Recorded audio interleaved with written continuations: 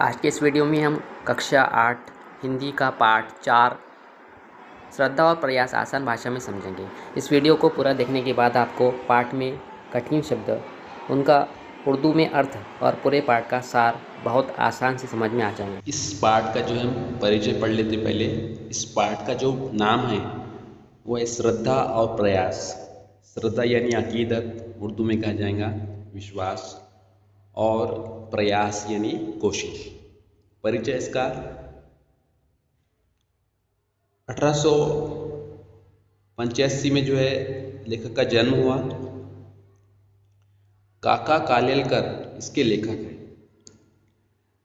परिचय इनका, मराठी भाषा होकर काका साहेब ने हिंदी की भी सेवा की, यानी हिंदी के अंदर भी उन्होंने लेख लिखे।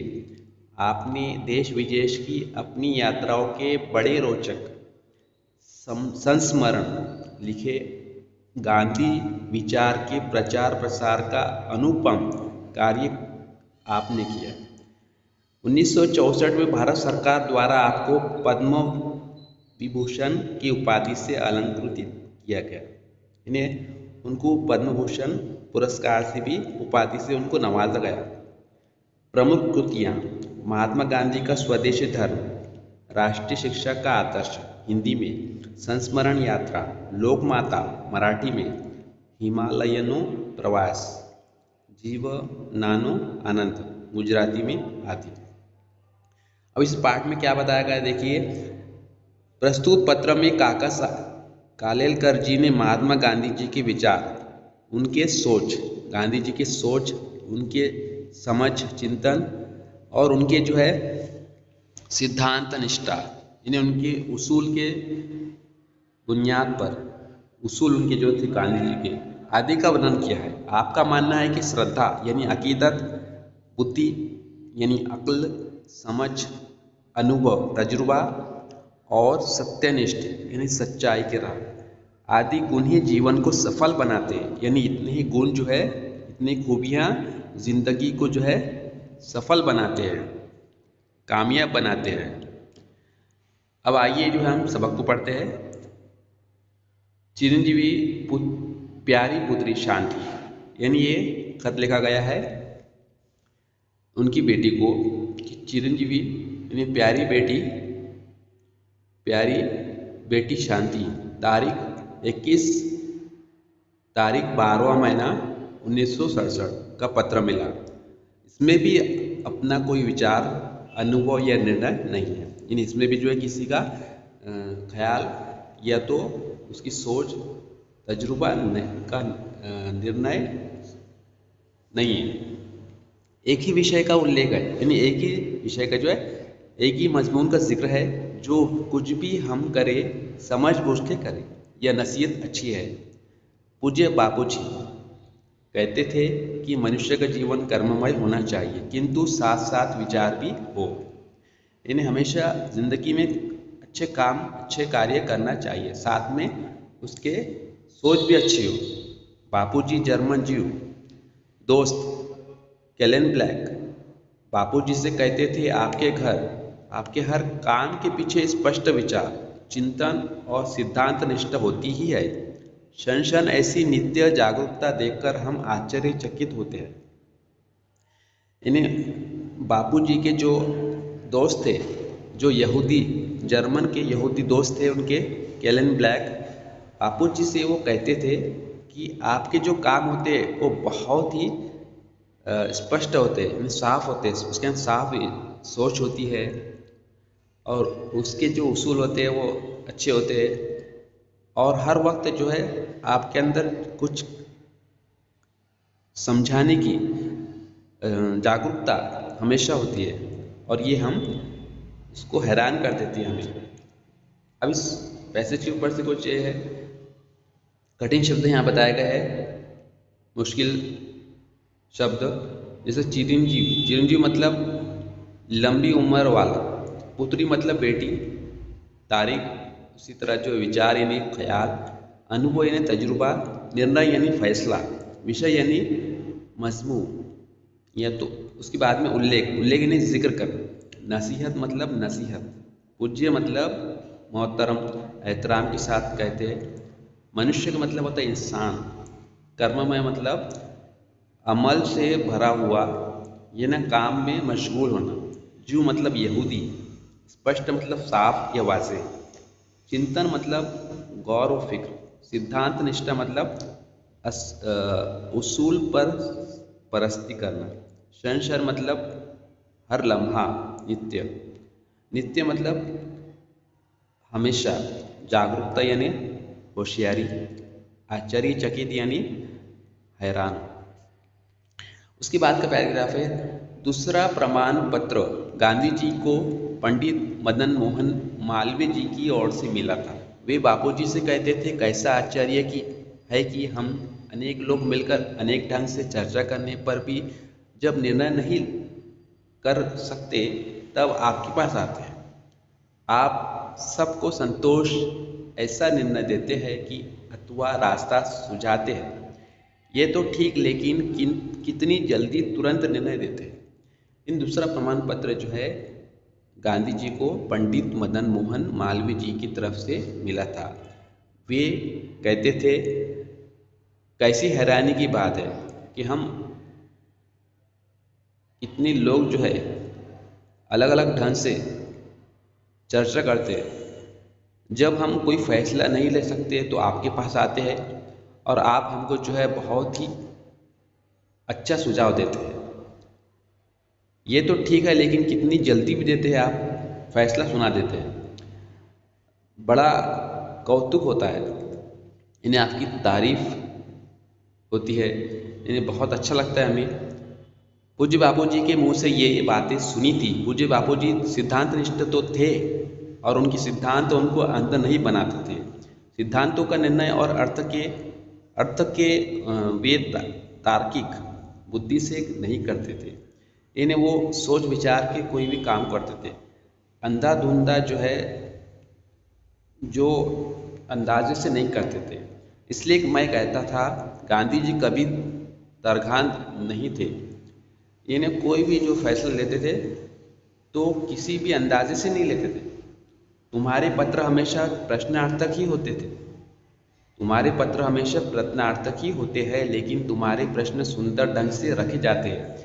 प्रश्न के आसपास का वायुमंडल व्यवस्थित करके ही प्रश्न को सजीव किया जाता है। यानी आसपास सवाल के जो है माहौल अच्छा रखकर सवाल को जो है जिंदा किया जाता है। इसीलिए प्रश्न की चर्चा करने में आनंद आता है और विचार विस्तार से लिखने की इच्छा भी होती है।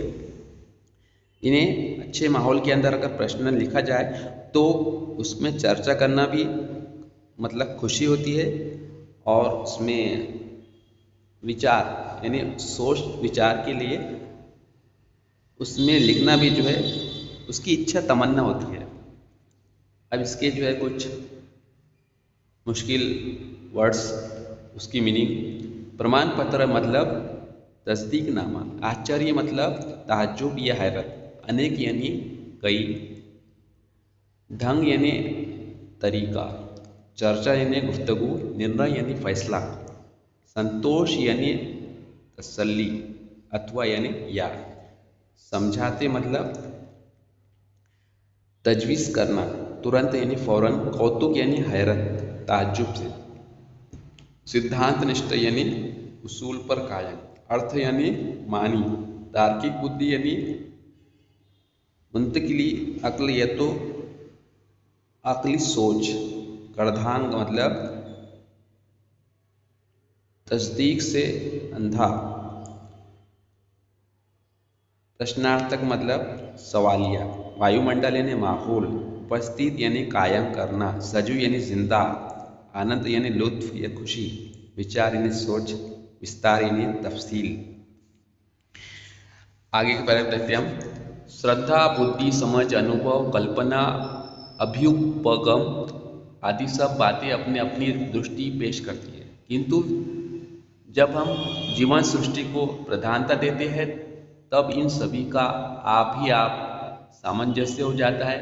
जीवन ही एक ऐसा सर्वमंगलकारी तत्व है जिसमें सब शुभ दृष्टियों का अभयदान है। सामंजस्य और समन्वय ही जीवन का सच्चा व्याकरण है। अब यहाँ इसके जो है कठिन शब्दों पे देख लेते हैं हम। श्रद्धा यानी अकीदा, और बुद्धि यानी अक्ल, समझ यानी हमको जो समझता है, अनुभव यानी जो तजुर्बा होता है, कल्पना यानी सोच हमारी। अब देखो यहाँ पर अभ्युपगम बोले तो कबूल करना, दृष्टि यानी नज़र, नुक्ता नज़र, जीवन सृष्टि यानी नजर हयात, प्रधानता यानी तरजीह देना, ये फौकियत देना। सामंजस्य का मतलब होता मुवाफिकत या हमांगी। सर्वमंगलकारी यानी सबके लिए। तत्व यानी हकीकत। शुभ यानी नेक। अभयदान यानी खौफ से आज़ादी। समन्वय यानी तवाजुन या मेलजोल। व्याकरण का मतलब होता है कवायद या उसूल। आगे के बारे में देखते हैं हम। उन्नत जीवन के लिए मनुष्य को बुद्धि के आगे जाना है, इसमें शक नहीं है, लेकिन आगे जाने के लिए उसे पासपोर्ट तो बुद्धि से ही लेना चाहिए। बुद्धि ने जिस रास्ते को हीन, गलत और त्याज्य बताया, उस रास्ते को तो तुरंत छोड़ ही देना चाहिए। जब बुद्धि कहती है कि फलाने रास्ते जाने से लाभ है या हानि है, मैं जानती ही नहीं, क्योंकि मेरी पहुंच उस दिशा में, उस क्षेत्र में है नहीं, इसलिए मैं तुम्हें उस रास्ते को आजमाने की अनुमति देती हूँ, आशीर्वाद भी देती हूँ।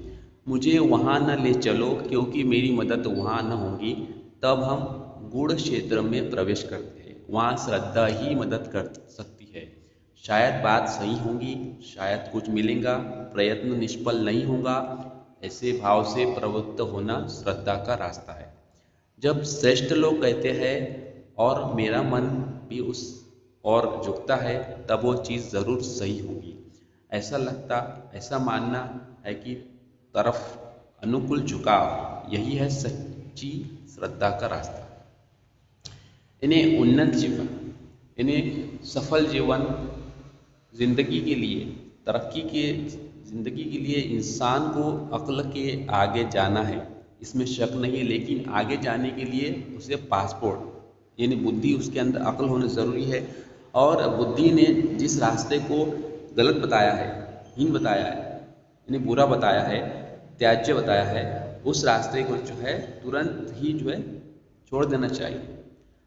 जब अक्ल हमारी कहती है कि फलाने यानी ये रास्ते जाना चाहिए, ये जाने से जो है फ़ायदा होगा, ये नुकसान होगा, तो क्यों मेरी पहुंच यानी वहाँ उस दिशा में, उस सिमत में, उस इलाके में नहीं, इसलिए जो है रास्ते को आजमाना अनुमति देती हूँ, और आशीर्वाद यानी दुआ भी देती हूँ, मुझे वहाँ ले चलो जहाँ होंगी,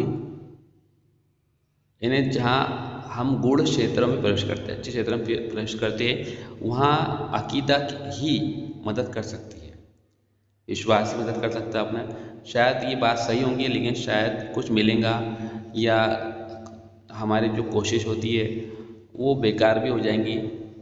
ये भाव से जो प्रवृत्त होना श्रद्धा का रास्ता है, यानी अकीदत का रास्ता है। जब अच्छे लोग कहते हैं कि मेरा जो दिल है, मन है, उसकी तरफ झुक जाता है, वो चीज़ ज़रूर सही है। ऐसा लगता है कि जो ऐसा मानना है कि तरफ अनुकूल यानी उसके लिए जो है अच्छा हो, झुकाव है तो उस तरह झुकना, ये सच्ची जो है सच्ची अकीदत का रास्ता है। अब यहाँ बताया गया कठिन शब्द, जैसे उन्नत यानी बुलंदी, मनुष्य ने इंसान, हीन यानी कमतर, त्याज्य यानी छोड़ने के काबिल, क्षेत्र यानी इलाका, अनुमति यानी इजाज़त, गुण यानी गहरा, प्रयत्न यानी कोशिश, निष्फल यानी बेकार, सोलियम, प्रवृत्ति यानी मुतवज्जह होना, श्रेष्ठ यानी बेहतरीन या आला, अनुकूल यानी मुवाफिक होना। उसके बाद है ज्ञान के क्षेत्र कई क्षेत्र है जिनमें श्रद्धा की मदद के बिना यात्रा का प्रारंभ ही नहीं हो सकता, किंतु जो आदमी श्रद्धा को ले बैठता है और यात्रा को कष्ट नहीं करता, उसे क्या मिलने वाला है? श्रद्धा के बिना ज्ञान प्राप्त नहीं होगा और केवल श्रद्धा से भी नहीं होगा। तो क्या चाहिए? चाहिए ज्ञान प्राप्ति के लिए प्रयत्न, प्रयोग और कसौटी करने की तत्परता। ये प्रयोग तत्परता से, सत्य परायणता से वही कर सकेगा जो निर्मय और प्राणवान है। इसके लिए संयंत्रित होना चाहिए, जरूरी है। श्रद्धावान लभते ज्ञान तत्पर, संयंत्रेंद्रिय। अब कहो तर्क, बुद्धि, समझ, श्रद्धा, कल्पना, अभ्युपगम, इसमें कोई विरोध है? अब इसमें कुछ कठिन शब्द आए, जैसा कि ज्ञान। ज्ञान का मतलब इल्म होता है। क्षेत्र मतलब शोभा, ये मैदान। आरंभ यानी आगाज। कष्ट मतलब तकलीफ। प्राप्त यानी हासिल करना। प्रयत्न यानी जद्दोजहद। प्रयोग यानी इस्तेमाल। तत्परता यानी तंदी। सत्य प्राणीयता बोल दो सदाकत। निर्भय यानी बेबाक होना, निडर होना। प्राणवान यानी जानदार। संयंत्रेंद्रिय बोले तो ख्वाहिशात पर काबू रखने वाला। उसके बाद है मनुष्य के अनुभव और साक्षात्कार भी एकांगी से कहते हैं कि वचन सत्य होते हुए भी सत्य को पूर्ण रूप से व्यक्त करने में असमर्थ भी हो सकते हैं। इसलिए धर्म ग्रंथों का, ऋषि वचनों का और महावाक्यों का अर्थ समय समय पर व्यापक होता आया है। अंतिम सत्य अर्थात परम सत्य समझने में भी क्रम विकास पाया जाता है। जहाँ अति श्रद्धा है वहाँ गुरु के वचनों का व्यापक अर्थ करते भी शिष्य डरता है।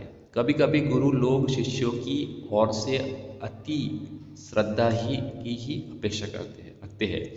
ऐसे लोगों ने ही सिद्धांत चलाया है, श्रद्धा रखो तो बेड़ा पार है, उद्धार हो ही जाएगा। इसमें अल्पबुद्धि आती है जो प्रगति के लिए मारक है। सत्यनिष्ठ, आत्मनिष्ठ और अनुभवमूलक जीवन निष्ठा यही मुख्य बात है। काका के सप्रेम सुभाषिष। इस पैराग्राफ में जो है कठिन शब्द आए हैं कि साक्षात्कार बोले तो दीदार। एकांत मतलब एक तरफा। असमर्थ यानी ना अहल। व्यापक मतलब वसी। क्रम विकास यानी तदर्जी तरक्की। उसी तरह जो है अति श्रद्धा का मतलब होता है हद से ज़्यादा अकीदत। उद्धार का मतलब होता है निजात या खुलासा। प्रगति का मतलब होता है तरक्की। मारक का मतलब होता है नुकसानदा जिसको बोलेंगे आप। सत्यनिष्ठ मतलब सदाकत और सच्चाई पर कायम रहना। आत्मनिष्ठ का मतलब होता है खुद एतमादी, जिसे हम कॉन्फिडेंस भी कहते हैं। अनुभव मूलक का मतलब होता है तजुर्बाती। तो ये था। उम्मीद करता हूँ कि आपको काका कालेकर जी का लिखा हुआ ये पाठ श्रद्धा और प्रयास अच्छी तरह समझ आ गया होगा। इस पाठ के कठिन शब्दों के अर्थ अपनी कॉपी में ज़रूर लिखें। अगर आपका कोई सवाल है तो नीचे कमेंट में पूछ सकते हैं। वीडियो पसंद आई हो तो इसे लाइक करें और अपने दोस्तों के साथ शेयर कीजिए। शुक्रिया।